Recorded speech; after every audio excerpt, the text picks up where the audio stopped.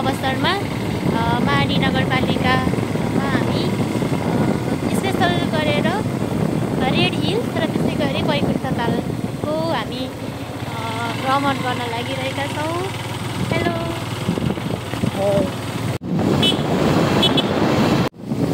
हाम्रो यात्रा चाहिँ जारी नै रहेको छ। यतिखेर चाहिँ हामी गीतानगर आइपुगेका छौँ। अब हामी गीतानगरबाट चाहिँ नगरतिर लाग्दैछौँ।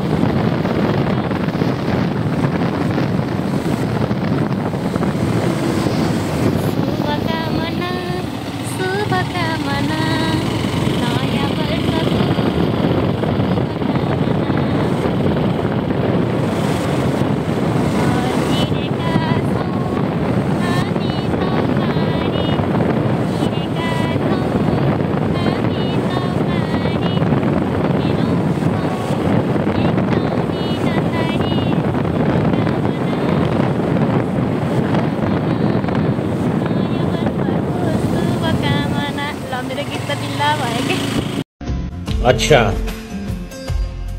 ठीक है, ठीक है। हामी यतिखेर राप्ती नदीको पुलमा छौँ। विक्रम बाबा मेला जाने यही पुल तरेर हो। साथीहरू हेर्न सक्नुहुन्छ।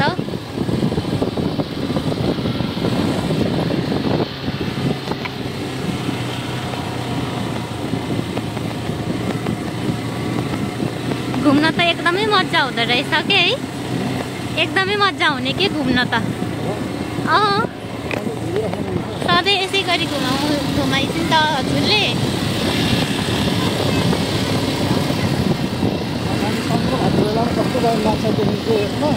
हजुर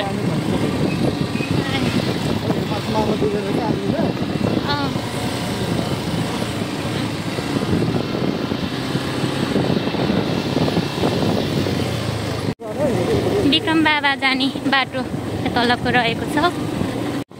हामी चाहिँ यतिखेर जगतपुरबाट 9 किलोमिटरको चितवन राष्ट्रिय कुञ्ज पार गरेर माडी नगरपालिका प्रवेश गर्दैछौँ। स्कुलमा छौँ हामी यतिखेर।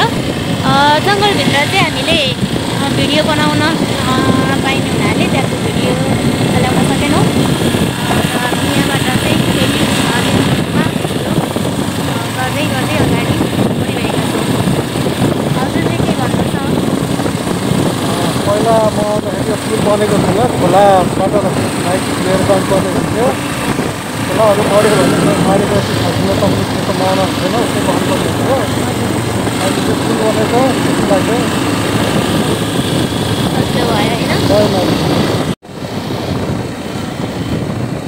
माडी नगरपालिकामा यहाँ हार्दिक स्वागत छ। हामीलाई पनि स्वागत छ है।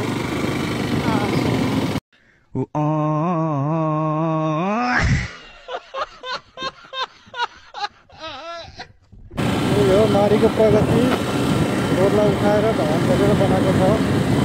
जतिखेर पनि डुबान पर्न सक्ने सम्भावना हुन्छ यहाँ।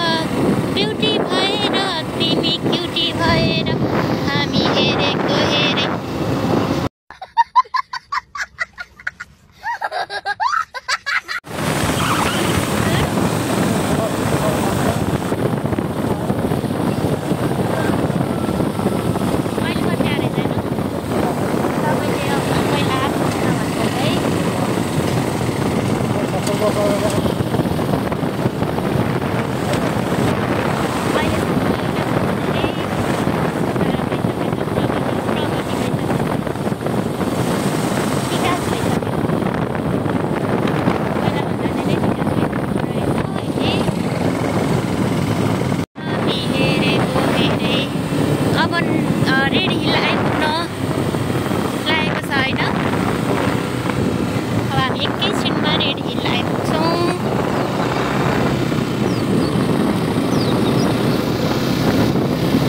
हामी घुम्न जानु लागेको ठाउँ चाहिँ पुरै जङ्गलको बाटो हो कि साथीहरू। अब यो पनि जान्छ भ्लगमा। तपाईँ जहिले जङ्गलको बाटो लिएर आइदिन्छ है लिएर चाहिँ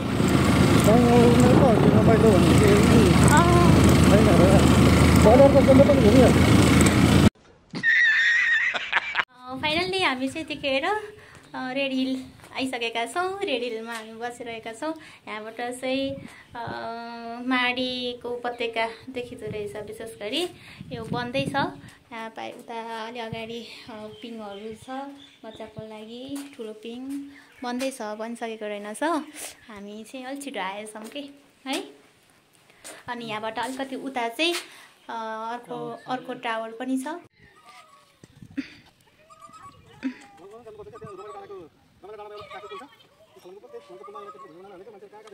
हो र हामी चाहिँ रेड हिलको मेन टावरमा आएका छौँ। यो टावर चाहिँ नै यहाँको चाहिँ घुमघामको मुख्य बिन्दु बनेको रहेछ है त। बन्दै रहेछ यहाँको ठाउँ, त्यही भएर त्यस्तै साह्रै भिड त छैन। हेलो लजु टावरको विशेषता भनेको चाहिँ रुखलाई पिलर बनाएर टावर बनाएको रहेछ। हो माडी उपत्यका हेरौँ।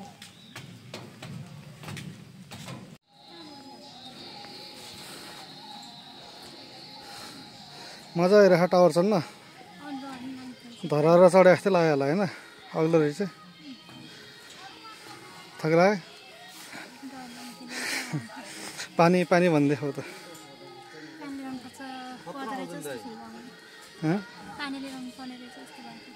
अलिकति लाउँला नि त। हामी अहिले माडी नगरपालिकाको रेड हिल पार्कमा रहेको एउटा टावरको माथि टपमा छौँ। हेर्न सक्नुहुन्छ यो टावर यति अग्लो छ कि अग्ला अग्ला सालको रुखहरू पनि तल तल देखिएको छ। मान्छेहरू आइराख्नु भएको छ।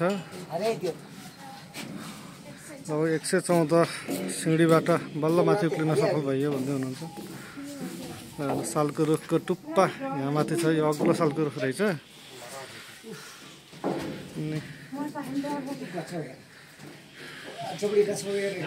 मेरो बुढी टोलाइरहेको छ कहाँ आएँ म भनेर अचम्म मानिरहेको छ।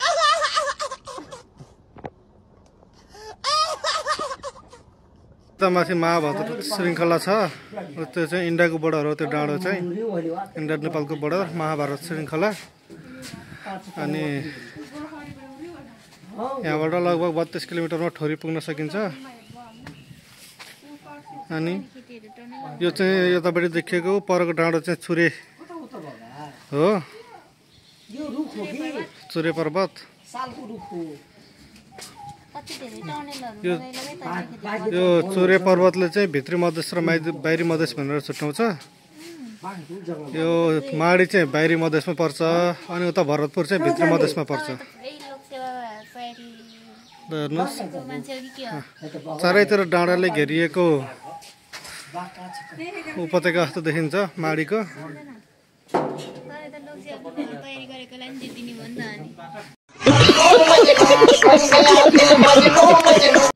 साथीहरू हामी चाहिँ माडीको रेड हिलबाट यतिखेर हामी श्रीराम मन्दिर अयोध्या धाममा आइपुगेका छौँ। एकदमै भिड हुँदो रहेछ यहाँ पनि। तर आज चाहिँ भर्खरै पानी परेर एकदमै प्रभाव पारेको छ। यहाँ चाहिँ हेलो कहाँ हुनुहुन्छ? अयोध्यापुरी राम मन्दिरमा।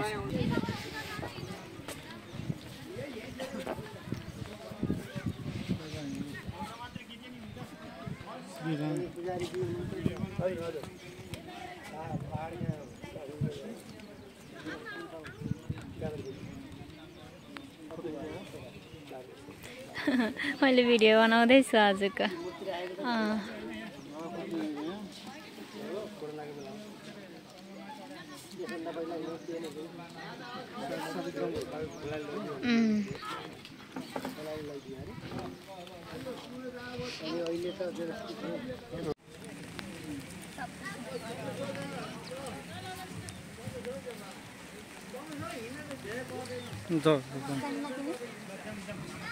जुत्ता भिजाउँछ अहिले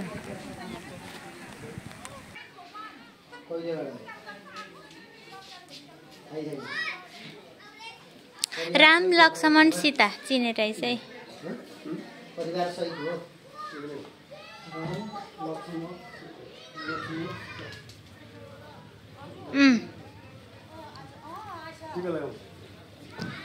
त्यो लिएर आएको रहेछ नि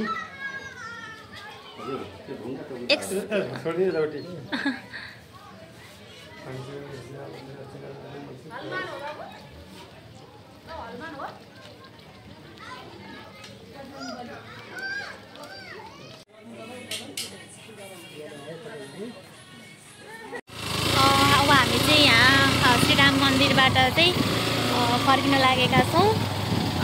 एकदमै ठुलो एरिया छ क्या यहाँको है अनि रमाइलो पनि छ। एकदमै धेरै मानिसहरू आउनु हुँदो रहेछ यहाँ घुम्नको लागि।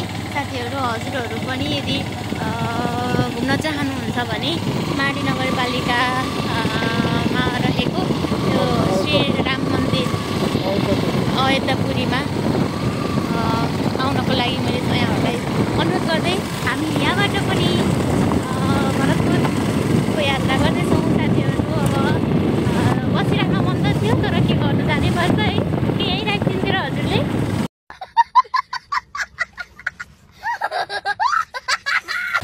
यहाँहरूलाई घुम्न आउनको लागि अनुरोध गर्दै हामी पनि अब छुट्टिन्छौँ। By by.